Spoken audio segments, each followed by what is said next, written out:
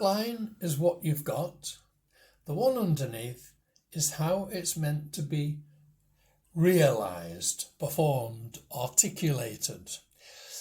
If you look closely at the second line with B at the beginning of it, if you go 3/4 through that first long bar, you'll see a figure 3 above the D. I'm a poet and I know it. Now that figure 3 means that those 3 semiquavers under the figure 3 are meant to be played in the space of 2 semiquavers, or indeed 1 quaver. I'm going to set a very slow tempo to start with in quavers, which means for every click you hear, I will play 2 notes, except at that point. So here we go, metronome on. We'll let it do several ticks.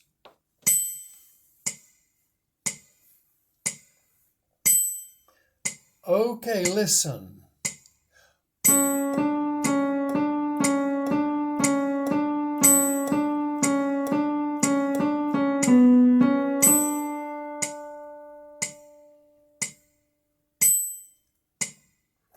And again.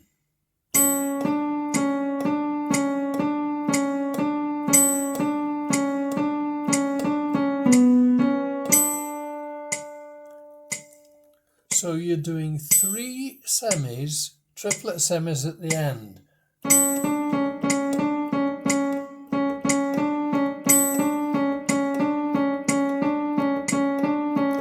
Three notes. I'll just stop that metronome. It's ticking me off.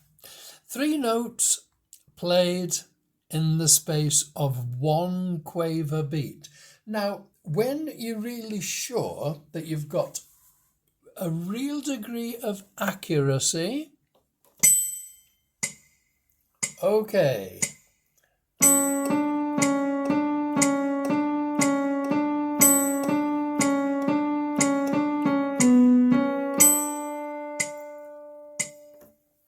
Then you can speed up a little. At the moment, the speed I'm using is, and I can't see, oh yes, it's 60 beats a minute, but I'm only counting quavers. As you speed up, at 80, this would sound like this, but don't take it too quickly just yet. Here we go. A bit quicker.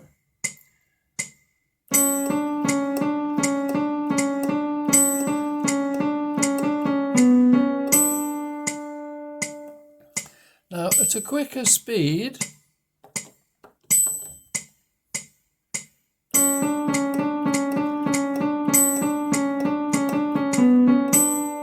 it's got to be in time. You've got to be absolutely on the ball. I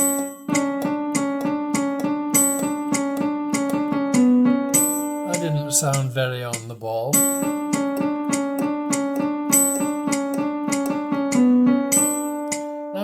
Move that up to 120 and still continue to do 2 notes to a click. We've got this.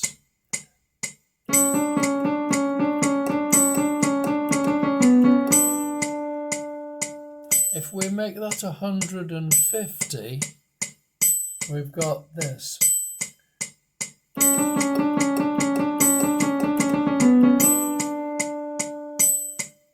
And at 200,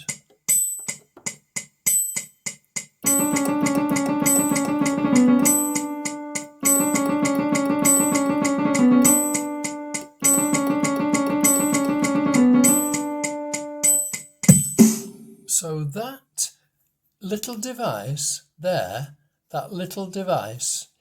trill, means for this piece of music, start on the C sharp. A lot of trills begin on the upper note. It's called the upper auxiliary. But from about the early 19th century, most composers started to trill on the principal note. Hitherto, it was, it was usual, it was always you start on the upper note. So it might be a C sharp written, but you start on D. And in that case, you wouldn't need the triplet. You could just run, if you start on the upper note, we'll take the speed down and I'll show you what it would sound like at that original slow speed. You don't need the trill if you start on the D. Here we go.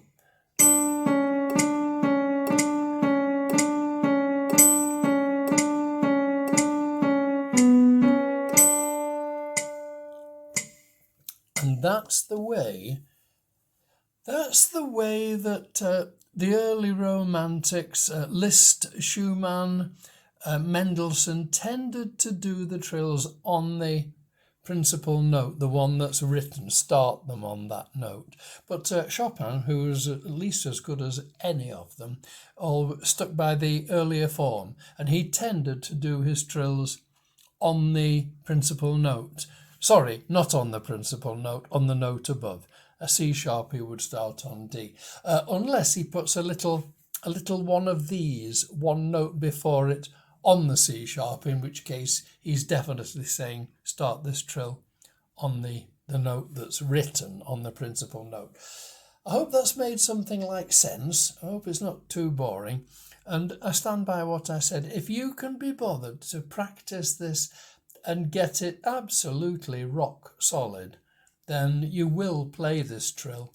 But it might seem a lot of work to do to just articulate one particular ornament. Serious musicians trill with every pair of fingers, and they do their exercises every day to keep everything supple and absolutely there at the fingertips. I hope that's enough. Finally, what I would do, because you've got 4 crotchet beats in a bar, not 8 quaver beats. It adds up to 8, but we want to hear 4 crotchets. I would, when you're really confident with it, I would do my crotchets and do 4 notes to a beat with obviously 5 there. But the first 3 are done on the penultimate quaver. Those 2 are on the 8th quaver there. That's the 7th one. So that would sound something like this.